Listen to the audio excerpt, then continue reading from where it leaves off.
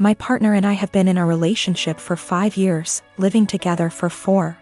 Recently my partner came home having had a short meeting with a financial advisor and was really eager to talk about our financial future WRT savings goals, life plans, timelines for saving up a deposit for a house, etc.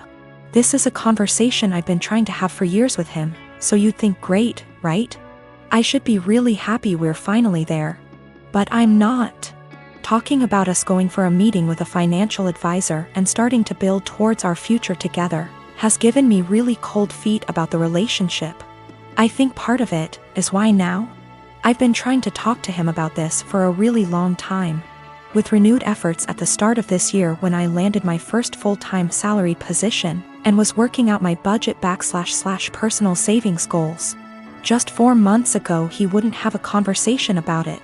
But now that the financial advisor has said the same things, it's obviously something we should be doing and I should just jump on board with? I think if the advice was particularly different to what I'm already planning, I'd be less annoyed. But the advice is the same. There's a certain type of savings account you can start in the UK specifically for saving up for a house. And I've been talking about planning to open one once I'm full-time employed for literally 3 years. And he brought it up like this new, novel idea I'd never heard of. It makes me wonder if he's ever listened to anything I've ever said. He's always been more frightened of commitment / taking the next step. And I've driven that for the majority of our relationship. Become official / exclusive? I pushed for it. Move in together? I pushed for it. Start a joint account for household costs? Me move into a bigger place and buy our own furniture? My call. And every step of the way he's against it and I have to convince him why it's the right decision. I've tried to have this financial future talk for a long time, and also the talk about mapping out what our future plans are together. But he's never wanted to have it. I guess I feel a lot of resentment that he's finally ready to talk about this because someone else has told him it's a good idea. It also brings up a lot of worries I've had about the future that might have been sitting under the surface for a while. Like the marriage and kids talk, I've always been clear about what I want, and he's always vaguely agreed with me. But trying to talk to him about time scales for it is like pulling teeth and always turns into an argument. It's not like I'm saying you have to propose now or I'm leaving or anything. It's literally just stuff like, ideally I'd like to be thinking about engagement and buying a house by 28 and married looking to have kids by 30. So he's literally got like half a decade. But we can't have that conversation because he shuts down / gets annoyed / feels pressured. And I have no idea what he wants from the future because he won't tell me. There's a lot of resentment in this post and I feel the need to clarify that I love him. He's my best friend and our day-to-day life is a dream. But I always feel like I'm dragging him into a future he doesn't want. And that he doesn't really trust / listen to me as an equal partner. Until someone else tells him the same things I've been trying to say. I don't want that to be my future. I want someone who has these conversations with me and is excited about taking the next step. This feels like it has been one of the biggest underlying issues in our relationship that we've never been able to address. He doesn't ever really seem to listen to / consider me and often prioritizes his relationships with others. It's like he's expecting that I'll always just be there until he's ready, and that's not a very nice feeling to have. I'm not really sure where to go from here. I guess my big question is how do I move past this resentment into a productive conversation about goals / expectations. I would like to be excited that he's finally ready to take this step together, but I just feel annoyed and uncertain. I would also like to address the issues of not feeling like a priority once and for all, since previous attempts haven't been successful. So I suppose my other question is how do I make our communication better so that we can actually talk about these things and come up with a plan to fix them? My wife and I have been together for 3 years. I have a daughter from my previous marriage. She's 14. I also have a stepson who tends to be rude at times but civil enough around adults. He's 16. He and his stepsister get along well. No arguing.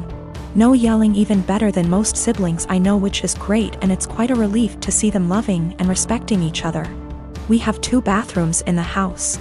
My daughter only uses the smaller one, since it's always available, unlike the main bathroom that me, my stepson and wife often use. I've recently received some money and decided to renovate the small bathroom that my daughter uses, since she complained about things needing to be fixed. I started the renovation 2 days ago, while my daughter uses the main bathroom as an alternative. There were no issues until my wife pulled me aside saying my daughter's been leaving period products inside the bathroom, and it wasn't right 'cause my stepson would see them. I asked my wife for more clarification, and turns out my daughter gets rid of her used pads by putting them in the trash can inside the bathroom. I told my wife there was nothing wrong with that, so what's the problem? She gave me a look, called me an ignorant, then dropped it. This morning she looked upset and told me my stepson went inside the bathroom after my daughter got out, and probably saw her used pads in the bathroom. I asked if she meant the trash can, and it was confirmed. She then proceeded to tell me to ask my daughter to stop using the main bathroom even though the small one is still in the process of being renovated. I absolutely lost my shit and told her she was making a ridiculously unreasonable demand. Told her it's my daughter's house too. Where is she supposed to go if she can't use both bathrooms? We started arguing back and forth until she said she'd talk to her, but I told her to stop it. She just kept giving me the cold shoulder for hours now, even though my stepson said nothing about this issue as she claims it to be. My wife said she was trying to be a parent, but I treat her as an outsider to my daughter. That's not true. I might have been harsh on her, but in my opinion she wasn't trying to parent, she was being unreasonable. I might be wrong, I just don't see her point. My wife is an incredibly private person, but that doesn't mean she can get others to follow. The trash can we have has a lid. It's a step-on trash can that doesn't require hands. My stepson isn't even aware of what his mom's talking about. He can barely look around, he always has his phone glued to his face, and he doesn't pay attention to anything. I met Jane through Joe's girlfriend at her birthday party last year. At first Jane was fun to talk to, but not even an hour later Jane was really into me and tried really badly to hit on me during the party, which pretty much ruined my time there as the feeling was not mutual in the slightest bit. Also at the time I was already with someone, so the first impression I got from Jane was that she was clingy, annoying, and just wouldn't stop bothering me. Unfortunately for me, she became part of my larger friend group because she is part of Joe's girlfriend's friend group. That is a mouthful, sheesh. And because me and Joe hang out a lot and I am also friends with his girlfriend, I pretty much run into her at minimum twice a month. So first time Jane asked me out was a month after that party. I informed her I was with someone and not interested. She tried again 2 months later when I broke up with my then girlfriend. Again I declined her advances and told her I was not interested. I got into a new relationship not long after, but unfortunately she and I broke up about 2 months ago. Since then, as you might have anticipated, Jane has asked me out again. I said no again. Well, that brings us to this week. Everything has been opening up here, and Joe had been trying to fix me up with a friend of his girlfriend and would not tell me who. He is well aware of me having rejected Jane multiple times and the fact I am not interested in her. He knows this in detail. After a lot of what he calls convincing and I call whining, I had no interest in dating anytime soon. I relented and decided to agree to this double date idea of his. We agree on meeting at Joe's apartment, and lo and behold, Joe, his girlfriend, and Jane are occupying the dinner table, obviously intending for my date to be Jane. I honestly just got so goddamn angry that I couldn't even get a single word out, turned around and left. I have been bombarded with texts and calls about how much of a douche I am and how terribly I hurt Jane and so on, and I am just like, I literally rejected her like 3 times. I am not interested in her. You knew that. Your girlfriend knew that. Our entire friend group has a running joke about obsessive Jane FFS, so literally everyone knows it. Back in November 2018, I was arrested at work in front of my boss and coworkers. It was the most humiliating thing I've ever experienced. I later learned at the police station that I was being charged with multiple felonies.